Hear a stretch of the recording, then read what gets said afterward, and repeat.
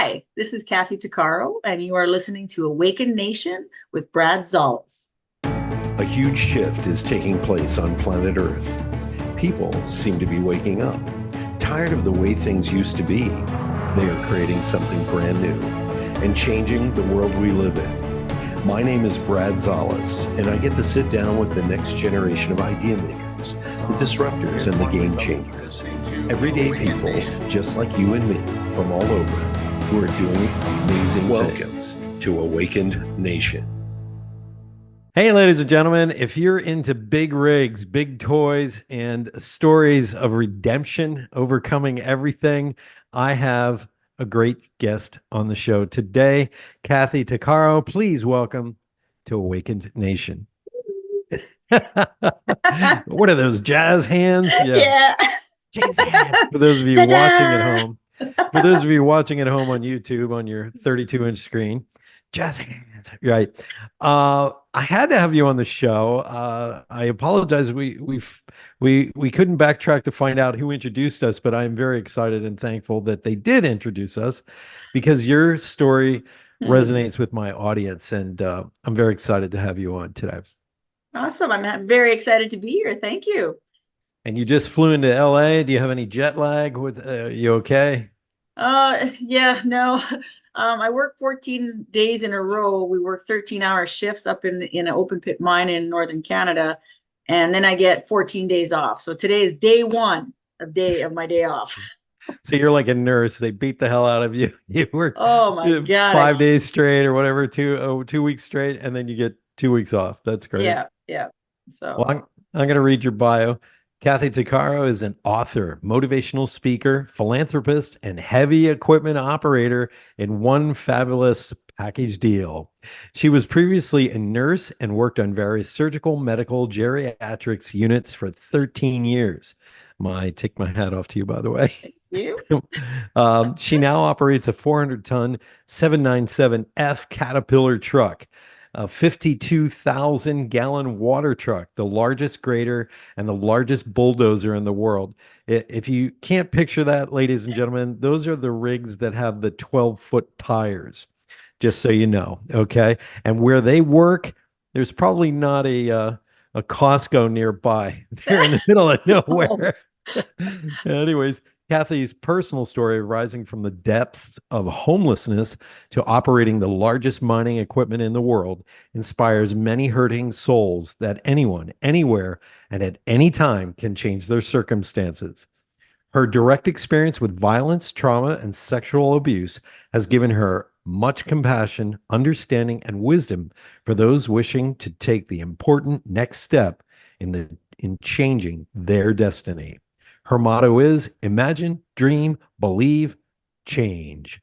Once again, welcome to the show, Kathy. Thank you. Thank you.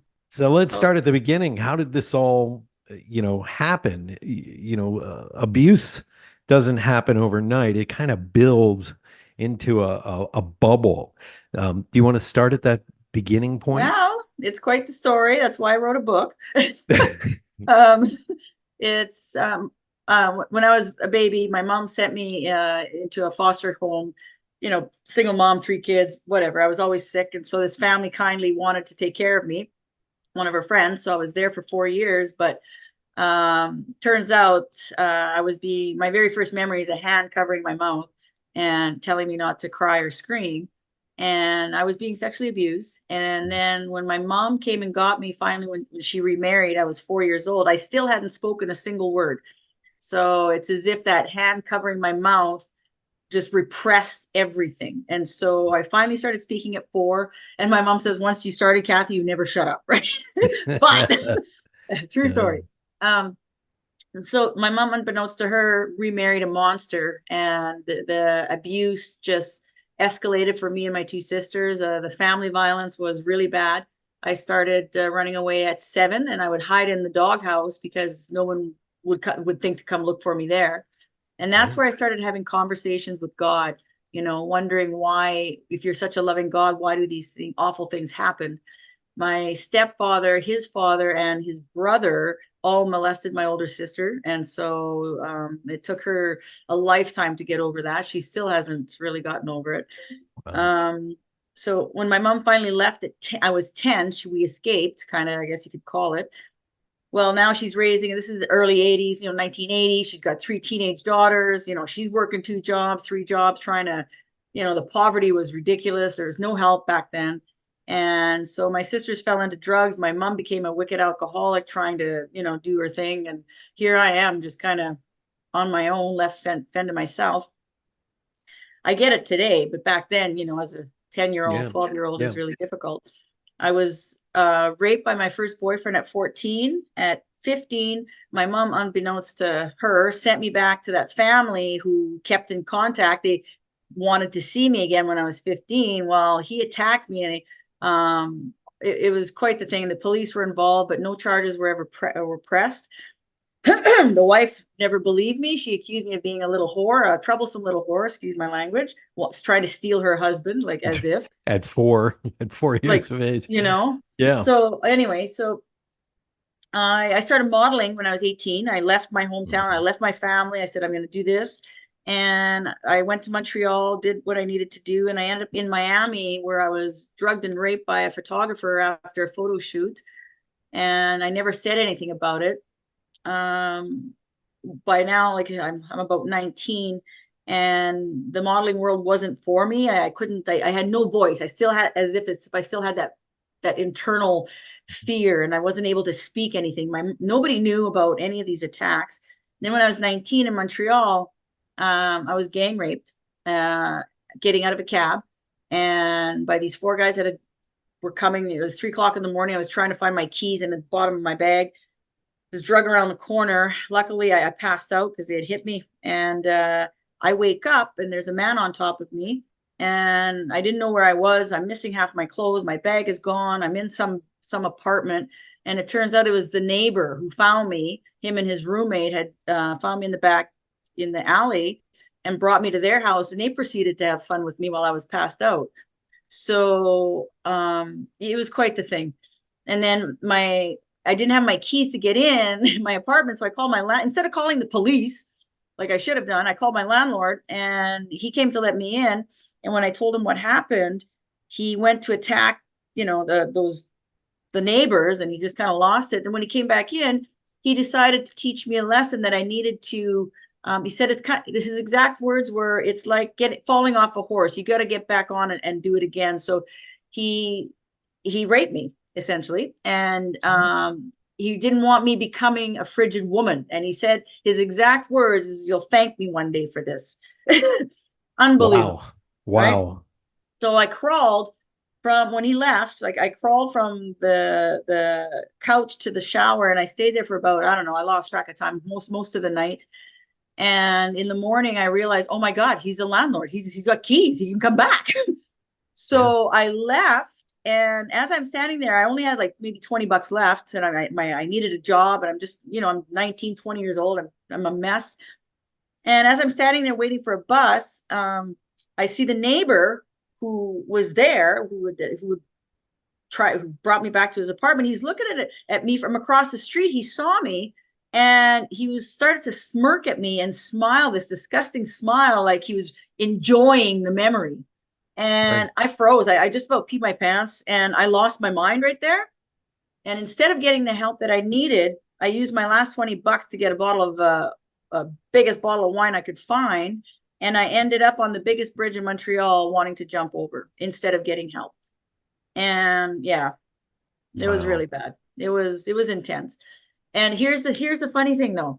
As I got one leg over, it's not that I wanted to die, but I wanted the pain to stop, right? Because I'm a good person. I at the time I never did drugs or alcohol or nothing. I'm just trying to, be a model and do my life. So as I got one leg over the bridge, I'm screaming at God, like, I hate you. Like, how could you do this? I'm such a Right. good person. And I'm just crying. And it's like, oh my God. So as I'm cursing God, a man, I could see it out of my left eye, he's coming along walking a bike. And he puts the bike down, never said, he had this kind of aura around him of peace and love and kindness. And all he did, he pulled me off the bridge, never said a word. And he just sat there with me. And he had his arm around me like this and just sat there. it's what I needed. Had he, started telling me words, oh, what are you doing? That's not what I needed. And after about I'm thinking an hour, he walked me off the bridge. But here's the funny thing is that at the bottom of the bridge, we're in a part of Montreal where there's nothing. There's absolutely nothing. Right. And he still had not said a single word. And as we get to the bottom of the bridge, there's a yellow taxi parked right there. And it was as if it was ordained. That's all I can say. And he got me in the cab and he told the doctor, the cab driver, to bring me to a doctor. And even though I went to the hospital, I left a week later. I swallowed a bunch of pills. I tried to commit suicide again. I couldn't. I still hadn't told my mother. I still hadn't told anybody. And I was just one big mess. And yeah, uh, you know, to make a long story short, I took a geographical change, and I ended up taking a train all the way across Canada. And as far as my money would take me, I had $150. I had a suitcase, and I'm starting over. And I did. I became a nurse. Wow. I got married. I had a wonderful daughter who's now 30. But the thing is that I internalized everything. I still hadn't told my mother. I still hadn't told anybody. But yet I got this fabulous career, which is wonderful. I'm a great nurse, but it was too easy for me to take care of everybody else's problems and not look at my own. Yeah. We all do that. I hate to say it. Yeah. Oh, wow. You know? Your stories. God But wait, bless. Wow. it gets worse. So now, even though I'm nursing, I'm carrying around this inside my vault, all this inner pain that's so raw, and I have no self-esteem. I have a great smile. I mean, I'm really good with people. It's great, but I got a bubbly personality, but inside it's awful. So I started to drink. And when I was 30, by now I'm a single mom of a little 3-year-old, and I started to drink heavily. And do you make good choices when you drink? Not that I know of, not that I Let me remember. think about that. No. Yeah. So from 2000 to 2007, or 2008, I guess, or I was with 2 different men, went from bad to worse for domestic violence. I was strangled 3 times to the point of losing consciousness. I lived with a shovel on my porch as a reminder of what I was going to be buried with. I was under constant threat of human trafficking. The second guy was an enforcer for a big bike club, so it was a very real threat. I was under constant threat of like disappearing, and I had a bodyguard. Like, I was nursing up in Whitehorse, Yukon. We lived there because he isolated me right away from everybody. Right. And I was working at the hospital there, but he assigned a bodyguard to follow my every move. And so the going to work I was working 2 jobs so I didn't have to go home. Yeah. And it was really, really difficult. I ended up having to send my 10-year-old daughter to go live with her dad's because I couldn't handle I mean, she didn't need to see that violence, and it was so awful. And when I did that, it was the hardest decision I ever made. But when I did that, it left me wide open to disappearing. She made me a card. Actually, if we got a minute, she made me a card, and it's in my book. This is my book I ended up writing, Dream Big. That's me standing by the truck. But inside, she had made me a card, and it's this little card, like this little card there. I don't know if you can see it. This here. So we were at the women's shelter for 3 days before I sent her, and this is what she wrote in the card. So she says, "Hey, Mom, I want you to decide what's best for you, and I won't be mad at you. I respect your decision, and I know that you'll pick what's right. I love you, Mom." Very, very difficult decision. But at the time, I think it was the best one that I did, because her dad was stable, and that's what she needed. It did leave me wide open to disappear, and I almost did. In 2007, I call it the Great Escape. And his last words to me, I came home from the hospital one day, I'm in my scrubs, and I just must have rolled my eyes or whatever. And I turn around, and he had me slammed on the floor so fast, it was like the blink of an eye. And he's strangling me with one hand and punching me in the face with his other hand. And his screaming, and his face is like right here, and I'm just red. I'm seeing veins popping, and He's telling me, I'm going to take your bloody, battered body, tie you up, put you in a truck, roll you down a hill, and burn you alive, you stupid, useless bitch. He says, we're in the Yukon. No one will ever find you. And then by now I'm seeing stars. It's going black. And he's screaming, do you doubt me? Like, just crazy. And I blacked out. And I was actually welcoming death. You know, I was thinking, okay, this is it. And I had tears coming down, and I couldn't speak because he was strangling me so hard. And it blacked out. And I woke up in the bedroom upstairs, and he wasn't there. Like there was all quiet. And when I had lost my voice, he squeezed my neck so hard, and I called my friend. I said, okay, I got to get out of here. There's only one bus that leaves every day from Whitehorse. And so I asked my friend. He didn't recognize me because I had lost my voice. He thought I was joking. I was playing a prank. And I said, listen, let's just buy me a ticket. So he bought me a ticket, and I just loaded what I could in one bag. He had taken my bank card. He had disabled my car, so I couldn't get it. A neighbor, I ended up hitchhiking, gave me a ride, and I made it to the bus within 2 minutes to spare. It was like out of a movie. So I'm sitting on the bus, and I'm thinking, oh, okay, right? Who do I see coming in my car? Was him. And he's driving really slowly. He must have come home in the interim and found me gone and assumed that I had run away. And so I just slide down in my seat, and I start to panic, and I'm crying, and I'm like, oh my God, please don't stop the bus. Please don't stop the bus. And he didn't. And I never really saw him again. So he left me alone after that. That's why I call it the Great Escape. But in doing so, on the bus, even though I'm physically safe, my mind, from 7.5 years of extreme trauma, was very damaged. So I get to Edmonton in Canada, and even though I'm working as a nurse in the hospital, I'm very mentally exhausted. You know, I'm trying to put one foot in front of the other. You need that paycheck. I'm trying to get my daughter and, you know, all this stuff. Well, I showed up to work one night in 2008, and I'm done. And right. I had 10 patients to take care of, and I'm looking at my sheet, and I couldn't see the words. I couldn't understand. I'm like, I'm like, okay, I knew I was tired, so I knew I was done. Right. So I went to my supervisor. I said, I quit. I went from the medical unit here down to the psychiatric unit here. And in between the two floors, I lost my mind.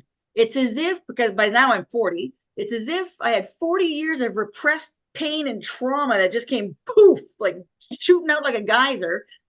And I lost it. And by the time I hit the psych unit, it's locked, of course. I'm pounding on the door. Let me in. They're actually calling security. Get her out. Get her out. Yeah. Oh, I had 2 security guards grabbing me under the arm, dragging me down the hall in my nursing scrubs. Like, oh yeah, real smart. And they put me in the rubber room so I wouldn't hurt myself. And that was the first time that I actually spoke to a psychiatric doctor about everything. I spent 2 hours in there, and I was so sure that he was going to kind of like stamp me on the forehead, tell me I'm either bipolar, schizo, multiple personality, or, just, manic depressive. It's like something. Give me some happy pills, lock me up for a 72-hour observation, which is what they do. And then, right. We'll figure it out from there. So when at the end of this meeting with him, I said, so are we going to go? And he's like, go where? And I'm like, well, aren't you going to take me away and lock me up? And he's like, my dear, he says, there's no amount of happy pills, as you call it, that are going to fix you. You need to fix you. And he gave me an ADAC card, which is alcohol and drug treatment, whatever. And he says, you need to quit drinking.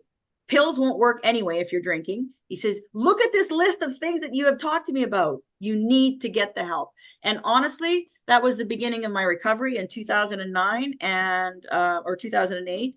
There's been a lot of ups and downs in there, which I've written about in my book, but it has been the best thing that I couldn't have done. I have now 12 years sober, and my life is not even near what it was. So, yeah. God bless you. Story. Wow. And there's still a little bit more though. Your story is mind-blowing to me because, and a lot of us do that, those of you who are listening right now, We suppress our pain Mhm. and don't deal with it because we fill our lives with stuff to do, people to Yeah, take care of. Well, I'm just going to keep going. Not gonna, and all of a sudden, this happens to everyone. I don't care who you are. You hit a wall, and you yep, did. God bless you that you had, you were working in the medical industry and just had to take the elevator down a few right? floors. You might Whew, you might be the only person in history who's banging on the psych ward to get in. Uh, right? Like, um, oh my God. I'm In my thinking in that, my own scrubs. It was something else. and I look at it this way: we can laugh at this now. We can look back Yeah. and laugh.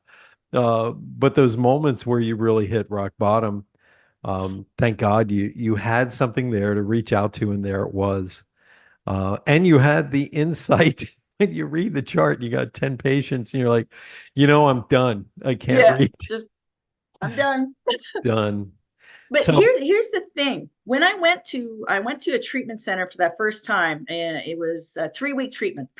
And the first week I'm with my counselor, she gives me this homework, and I want to share it with your audience because it's so please, good and I've never seen it anywhere.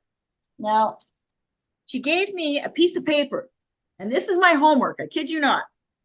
It was a picture of a water bottle. Okay.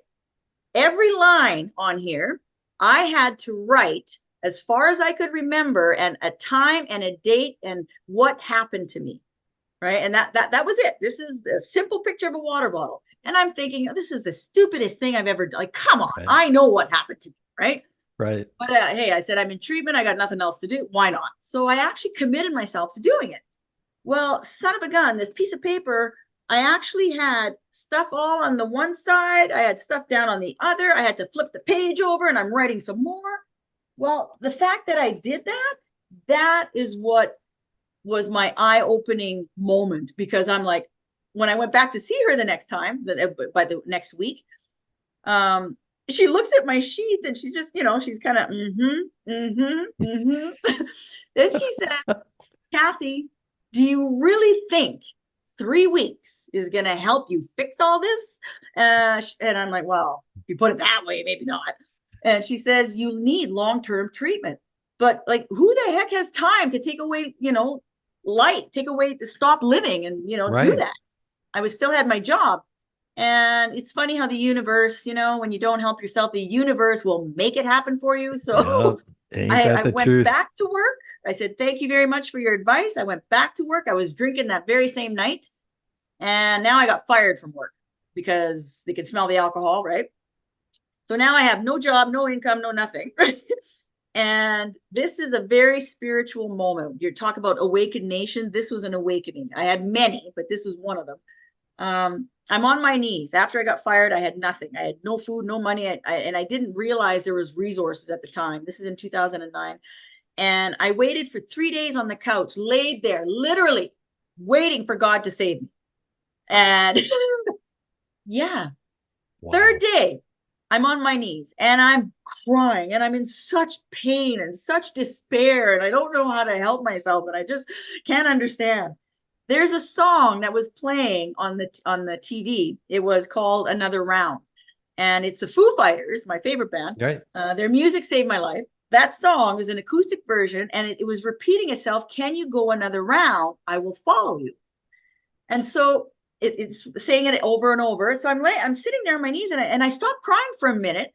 And you got to understand this. I was in a basement suite, and the guy I was renting off was a hoarder. So whatever the little light that was there that was filled with garbage. So there was no sunlight, no nothing. So as I'm on my knees and I'm questioning myself, can I go another round? I look up and I'm, questioning, and I see out of the darkness there was a ray of light about the size of the bottom of this, and it's coming through the darkness, and it hit me right in the heart center. And the song is going, "Can you go another round? I will follow you." And I'm looking at this ray of light, and it's got stars in it, like blue, pink, yellow, green, and they're moving. And so, me being me, I say, "Oh, you'll follow me, hey? We'll see about that." So I get up, I move over to the small kitchen. The light followed me. It never left my heart center. Now it has my attention. I'm like, whoa. So I go from the kitchen over to my little futon and I start jumping up and down, the light never left my side. Now, and so then I understood. I'm like, okay, I got back down on my knees and I surrendered. I said, okay, God, I don't know what you have for me. Clearly there's a plan that I don't know nothing about, but I will do whatever you need me to do. In that moment, this voice says, Kathy, get up. I panic because my ex used to break into my house all the time. I'm thinking it's him, right? And I'm thinking, oh God, he found me, right? And so I turn around, there's nobody there. And the voice said it again, get up. So I get up and there's a knock on the door. And it was the guy who lived upstairs. He'd been gone for 3 days. And he says, oh, maybe I better go check on Kathy. She wasn't doing so well. And it was him. And he says, hey, are you okay? And when opportunity knocks, literally, you take it. I said, no, bring me to detox right now. So I did. And from there, I went to a year-long women's faith-based program, which is exactly what I needed. And we only had $260 to live on, but we had a safe place. We had an apartment. We had three square meals a day. And we had treatment, therapy, Monday to Friday, 9 to 4. You know, I had to do anger management, boundaries, codependency, sexual assault, self-esteem, like all these basic personal development classes. And we had Bible study every morning. So that course really enabled me to get to the next level. But wait, there's more. No, I leave there and give it my whole, right? I mean, I did everything I needed to do. I was drinking within 2 weeks. I'm like, what the hell? Excuse my language. I'm like, how? Like, what? I did all the work. Why am I drinking? I ended up losing officially my nursing career because would gone back to nursing. So now I'm 42. I ended up drunk and homeless on the streets, lost everything I know, right? And 7 days of being homeless, I meet a man on the streets called Toothless Joe. Toothless Joe was my guardian angel. He comes up to me and he slaps me on the back on the 7th day, because here I am. I'm thinking, I have my head on this table where they feed you, and I'm thinking, I'm educated. How does this happen? I'm looking at all these zombies who are, you know, depressed and whatnot. I'm like, I'm educated. How does this happen?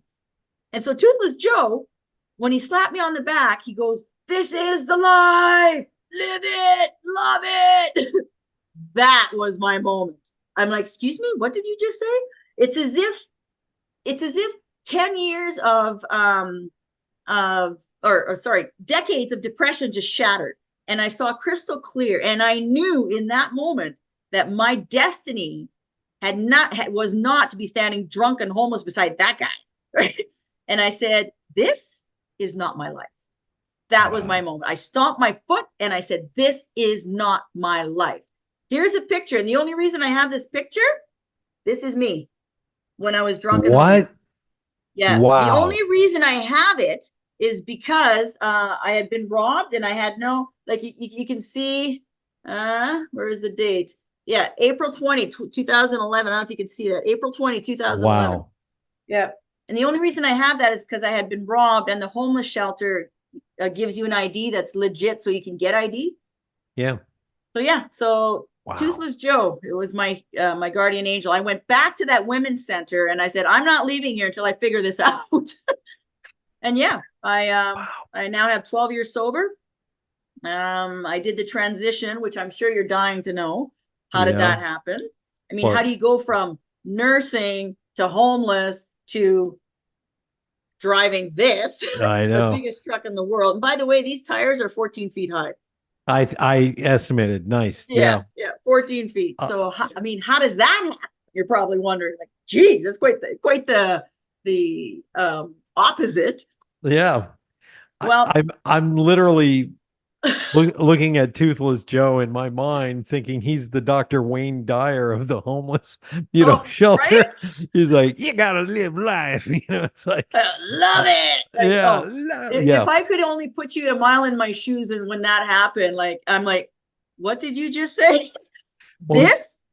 Not my life. It's kind of like, it's called golden tongue wisdom.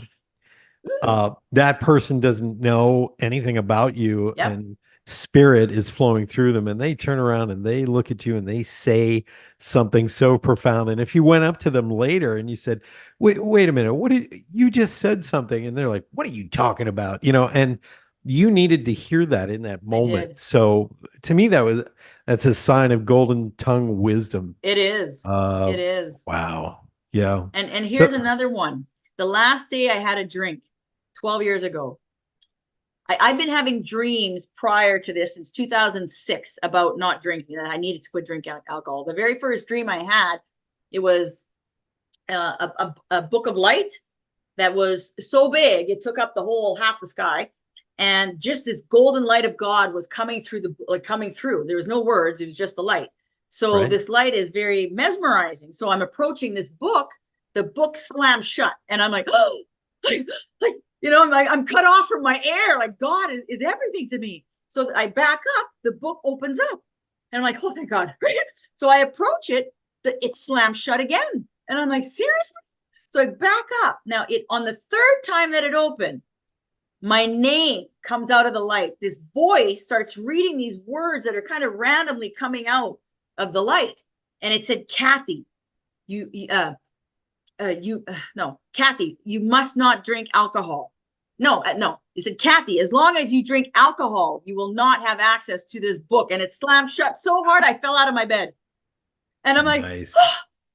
that was in 2006. And it took me till 2012 to quit drinking. So if you want to say, but here's the best one. When the last day I had a drink, there's a tribe of women from Atlantis area, years ago, right? Yeah. And they all have these white dresses, their hair down to their ankles, their beautiful skin. They're bowing to me, and they're welcome. They're saying, come. And so they start speaking to me, but in biblical hymns. And I couldn't understand that dialect. So I'm like, what? I don't understand. All of a sudden, a biblical scroll pops up in the air. Giant scroll. My name is on the scroll again. And this time it said, Kathy, you must not drink alcohol. God needs you in 1 year's time, and you must not drink alcohol. Then it said, for every ounce of alcohol that touches your lips, 1,000 people are affected negatively. In that moment, I'm pulled above, and I'm looking at myself below, drink vodka, because that's what I used to drink.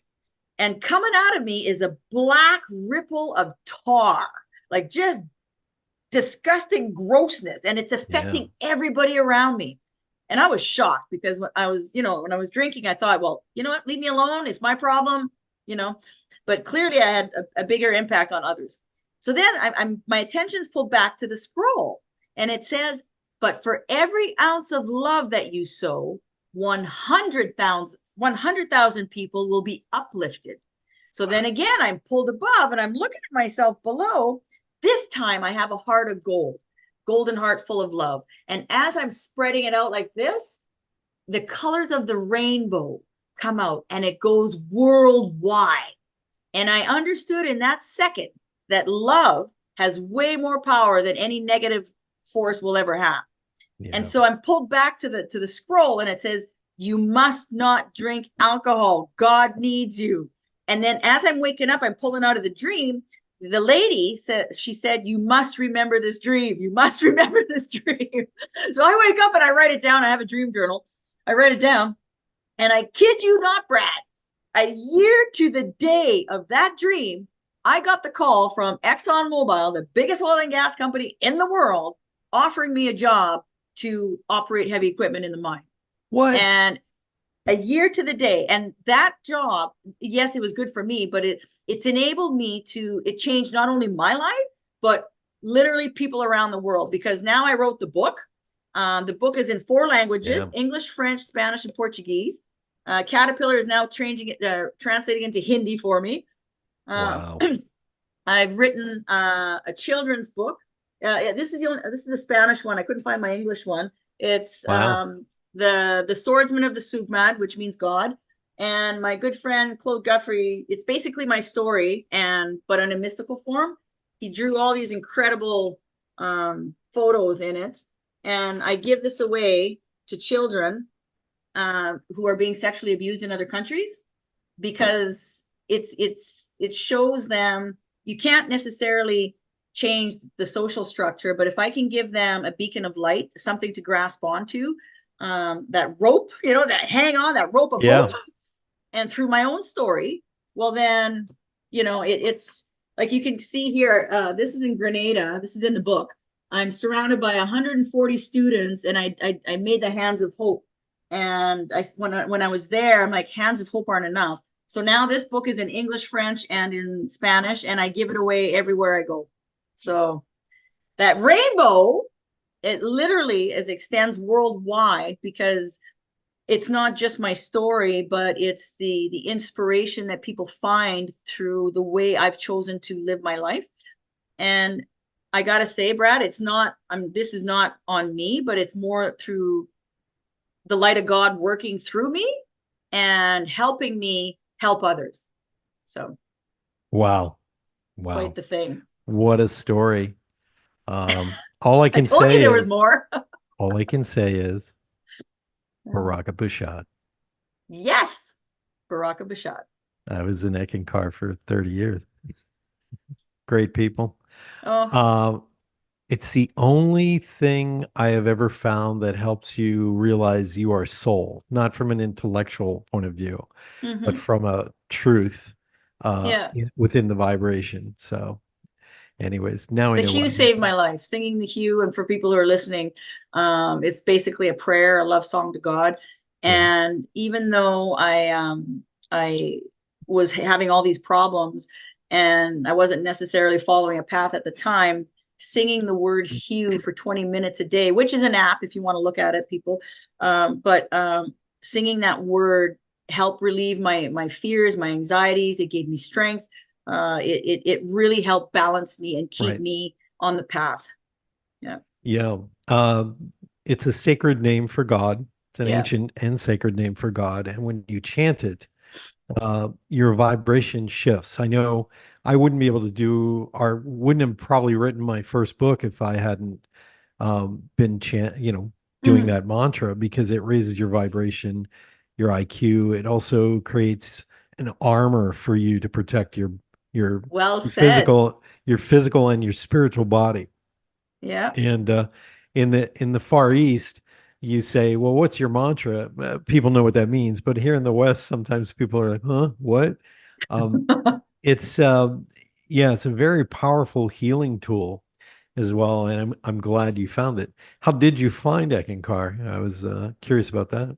My mother, when I was 14, came across it through a friend of hers, and she was always reading these spiritual books, looking for Right. something.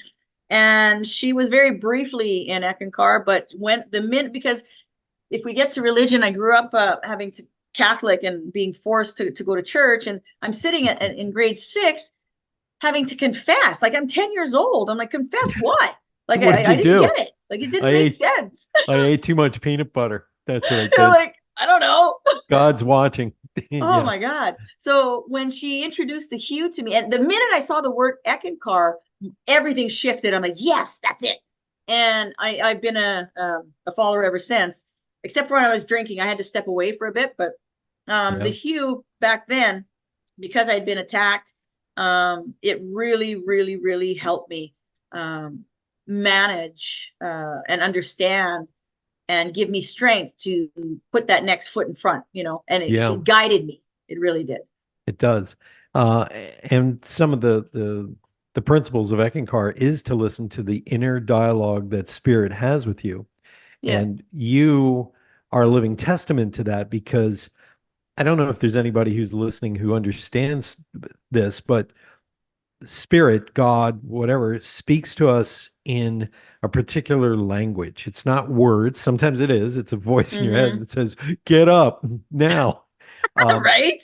but sometimes it's like that weird moment where you're thinking, "Hey, I'm going to marry this person," and you give them an engagement ring, and suddenly they lost the engagement ring, and then you find it in the garbage disposal. That's a waking dream. Okay, it's a waking The dream. sign. Yeah, or you're in traffic and Yeah. suddenly some kid darts out in front of you and you slam on the brakes and you're like, I can't believe that happened to me. And then you hear on the news there was a horrific traffic accident. if you had just been 5 minutes earlier, you would have Mhm. ran into all this. And so these are tiny little things. And I know it sounds, to some people, it's like, what? Come on. God isn't personal like that. And I say, au contraire, mon frère. I know just enough Yeah. French to be dangerous. Um, Basically, it is an individual path if you Mhm. put the time and the effort into that relationship, that personal relationship. So awesome. Yeah. I thought you might be an Ekis because I saw your phone, what you had in the background of your Oh, phone. okay. Yeah. I miss nothing, I Oh, swear. I see that. That's pretty good. So let's get back to your story because how in the world? I mean, nobody just calls you up and says, "Hey, lady, you want to drive a big truck? We got a big truck." No, not Oh, that big, really big. no. How did that happen? How did they Okay. hear about you? I'm really You'll curious. never believe it, but okay. So I'm still in the women's center. And by the way, I had spent a period of 2 years because I had apparently there's a lot of levels in trauma. And yes, I had dealt initially the first time with some of the stuff, but I completely forgot or chose not to deal with all the guilt I had as a mom and drinking for my daughter. I didn't even address that. So Right. anyway, so I have there's a lot of layers. And I went through them all. And so by now I'm 43 and need a new career, right? I got 9 months sober. I'm um, in that women's center. And so they sent me to a career planning workshop to find out what I wanted to be when I grow up at 42 or 43, right? It's And true. so I go there and I do all these personality tests, aptitude tests. And at the third day, the lady hands me my sheet, and in big letters on top, it said heavy equipment operator. I laughed so hard, Brad, I just about fell off my chair. I'm like, you've got to be joking. I'm like, Yeah. come on. I said, I'm 42. I'm a woman. I don't even like equipment. I'm certainly not mechanically inclined. And honestly, it's a guy's job. There was a dude Yeah. next to me, and I said, it's probably his. You got the test wrong. It's probably his. And so I give it back to the lady. Well, she pushes it back, puts a hand on her hip, goes like this, like with her glasses, and says, if only you'd believe in yourself a little bit, missy, you'd see the test is right. So I sit like this and I'm thinking, this is bullshit. Like I just wasted 3 whole days. Like, oh my, I just kind of go off in my head. Right. And she goes and puts a 10-minute video, YouTube video called It's Possible. And I'm listening to the words as I'm fuming. And I'm thinking, well, wait a minute. I could drive a truck. I'm a good driver. I used to race cars when I was young and I love the adrenaline. And so this woman sent me to a nonprofit organization in Canada called Women Building Futures. Yeah. And it's companies, big companies sponsor programs for women to get into the non-traditional trades like electrician, carpentry, plumbing, journeywoman, crane Right. operator, heavy equipment. Well, I was going to go there on the Wednesday, and speaking about golden tongue wisdom, I go as I'm about to go, it literally screamed at me, "No, go Friday, go Friday!" And so I've learned a long time ago to listen to that. So I'm like, okay, Right. okay, I'll go Friday. So I went Friday morning, and I got there half an hour early. And had I gone the Wednesday, I would have missed it. I'm sitting there, and there was a pilot project, literally hot off the fax machine. The lady said, "Oh, you might be interested in this." And ExxonMobil had offered that morning to pay for a pilot project, never been done before, to pay for 16 women to take a 12-week course on heavy equipment. And I didn't know what a haul truck was. And all I saw was at the time was 10 days on, 10 days off. You live in a camp up north. I said, I'll take it. I don't know what it is, but I'll take it. Sounds good to me. Right. Right. Well, 158 women applied. Why would they pick me?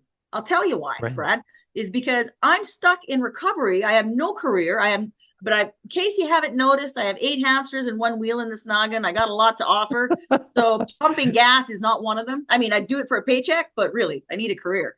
Right. So I was at that point of desperation. So you want me to do a backflip? I'll do a backflip. Whatever you need me to do, I'll do it. And I did. And I ended up getting picked out of the 158 to do the 12-week course. And there's a lot of obstacles in there that I had to overcome. I'll give you a little example. I had to write a math test. I hadn't done math in 20 years. I sucked at math. I found my high school transcript. I got 56 in grade 11. Like, I'm terrible. Right. And I'm thinking, oh my God, they're relying, they're going to pick who they want from based on a math test. I'm terrible. I could have easily just said, that's it. I'm not going to, what's the point? I suck. So no, that's not what I did. I'm in treatment still. So I'm doing my Monday to Friday, 9 to 4 programming, right, in recovery.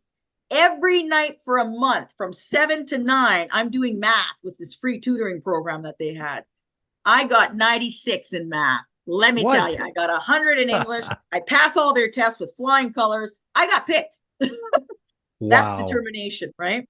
Wow. I'll tell you why. The desire to change my life overruled any fear or insecurity. It's kind of like when you want God so bad, that's all you need. Like, it's like the air you breathe.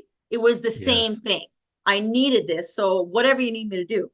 Well, I got picked, and it turns out every piece of equipment that I was getting on, I was good at. I'm like, damn, I'm in the excavator for the first time, loading a rock truck, like with dirt. I'm like, oh my God. I'm doing it. I was, but here's the thing. I spent since before I could walk, being told how stupid, how useless, how ugly and fat and a waste of air, that I pollute the air, that I, blah, blah, blah. Right. And so you believe that. So in recovery, it's a very slow process, but it's learning to unlearn what I've been taught, what's been programmed in here. And then I had to relearn who Kathy was at the age of 40. But the hardest part was accepting how freaking awesome I am and how many qualities I have, right? And I'm not saying that in an egotistical way, but it's just recognizing who you are. And so when I was doing all these equipment, I'm getting on the grader, on the dozer, on the loader, I'm realizing for the first time in my life at 42 that I've been fed bullshit my entire life, that it was like a huge lie. I'm like, what? Like, I've been brainwashed. And so having that knowledge, that recognition, changed everything. It just, you know what? I don't need somebody's opinion to tell me who I am or who I'm not. I know who I am now, and nobody can take that away. And this job, now that I operate the world's largest equipment in everything, not just a truck, it's given me a backbone. It's given me leadership. It's given me a set of cojones. It's given me literally my legs to stand on again and have that voice. So now what I do with my time is I use that voice to inspire women and youth and young girls in school to press charges, to say something, to, don't keep those secrets. So this job has been wonderful all around. Kathy, you are an inspiration. Oh my God. This is just phenomenal. Thank you. Thank you. Thank you so much. I'm listening to your story and I'm blown away. When we start to clear out the junk, we actually get smarter. We get more intelligent. We get, to this next level with our brains, because our subconscious and parts of our memories are still in the past. Running like a hamster wheel, and we don't know it. No. And as you got clean and sober, wow. And God's vision for you, I'm a huge fan of dream study. And I don't mean, some people are sitting there going, oh, that's evil or devil. The whole Bible's filled with, people interpreting dreams. Yes. The spiritual side of dreams, if you take it seriously and come up with your own dream symbols, the things that take place and warn you, I've done it for, 40 years. And I got to tell you, a dream can give you that piece of knowledge you're missing, that esoteric intuition that you needed to step forward and stop drinking alcohol. Wow. You want to hear one more story about the alcohol? It's too good. I would love to hear it. I have 3 months sober now, right? This is the last time. So 3 months. And I was in this old beat up car, and it was in the worst part of town. And I'm in the program, right? And so I'm parked at a red light. And I happened to look over, like 3 months sober, that's like a milestone. That's always kind of iffy when people usually fall back. Right. So I'm sitting there in the car, and it's hot. I got the window down, and I look over, and there's a liquor store. And the liquor store had prison bars, on the windows for protection. You And mean I see, like New York City? yeah, I guess, yes. So it was a really shady part of town. So I see this homeless guy walk into the liquor store and he never came out. And it occurred to me that, oh my God, like he's a prisoner of the bottle. And then I realized, oh my God, I was a prisoner of the bottle. But as I was Wow. looking, something happened. It almost became a hypnotic trance where all of a sudden I felt half my body almost climb out of the car, half out of me towards the liquor store. And I started to salivate. I could taste the vodka and I Yeah. wanted it, right? And I was being pulled out of the car, look towards this liquor store. In that moment, kid you not, I can't even make this up. There was a thunderbolt in the car, and it went cat boom, like the car shook. And this voice, not angrily, but a very stern voice said, "Thou shalt not serve two masters." And I'm like, ah, right, Yeah. step on it, drive. And I Yeah. drove and I got out of there. But it pulled me out of my trance, you know? Yeah. And it stayed with me. You can't walk with God and hold hands with the devil, It basically. is true. Alcohol, the original root word of that is from the Ottoman Empire, the Middle East. And it basically means flesh eating, spirit. That's why it's What? called spirit. And You know that? it's where we get the word ghoul, al-Ghul, Ah. because these entities, there's a Mm-hmm. belief that when you drink alcohol, you attract entities that are salivating when you drink alcohol, which you experienced. Mm-hmm. So God was mightier than your demons. They literally call it demons and spirits. If Yeah. ever I come back on your show, I will tell you a whole bunch about that. I'm writing my third book right now, and it's a fiction based on true events from us as teenagers playing with the Ouija board and Uh, all that paranormal. So it's kind of like me between two worlds. So yeah. I'm halfway writing the book. So I'll come back when it's done and Please. we'll talk about that. I am a font of information. Do you know, Perfect. do you know that the Ouija board manufacturer is the only game that has a warning on it, a warning label on the Ouija board? And it basically warns you this thing Really? yes, go look it up. Go Yeah, find a no. Ouija board in the I'm not saying buy it. I'm saying go look it up, pick it up and find the warning label and take a picture of it. It will blow your mind. It is the only Hmm. board game that has a warning label on it. Yeah, and that's a whole other story. When I come back, we'll talk about that because that's takes me Yes. forever. Yeah. Uh, this is such a powerful, powerful story. And I want everybody to go out and get your book. It's called Think Big. Dream Is it big. Dream Dream? big. It's Yeah. called Dream Big. Dream And big. go get a copy of this because you're on the front cover in front of one of these big giant trucks. As a matter of fact, you're tiny next to the truck. You know, when they took that picture, it was my first day on site. I hadn't even been up the ladder. It's 2.5 stories high if the people Yeah, can't see it.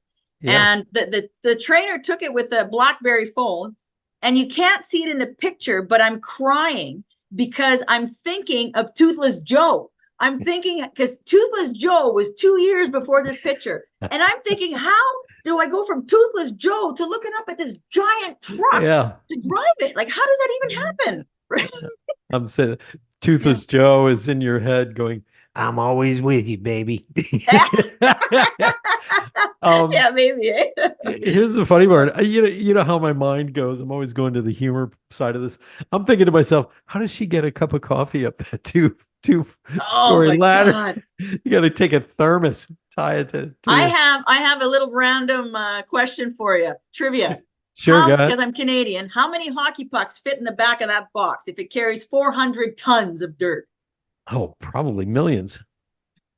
2 million hockey pucks, as See, per the Caterpillar engineer. Yep. wow. A It's lot of people when don't that know that. box is up, when we dump our load, it's 5 stories high. You're kidding. No Wow. kidding. No joke. No. That's incredible. Yeah. You got to do some GoPro video from the We're cab of not those. allowed. We're Oh, not that allowed sucks. phones or nothing. No recording. When I wrote my book, I wrote it in the water truck at work because you sit in this, it holds 52,000 gallons of water. So I'm sitting there it takes about half an hour to fill, and I'm under the water tree for about 10, 13 times a day. I hand wrote the book because we're not allowed any audio or any recording or nothing. Wow. I wrote it in a month, and then I came back and then I typed it all up. Yeah. That's how I wrote my first book, Liquid Leadership. I started on lined paper and then I transposed Really? it. Yeah, that's how, because I feel that's how all ideas should start, with a pen Yeah. or pencil on lined paper and Yeah, I just agree. write it out.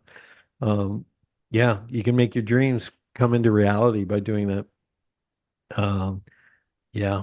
Wow. Yeah. What a great, great story of redemption. You went through hell and back, I got to tell you. Thank you.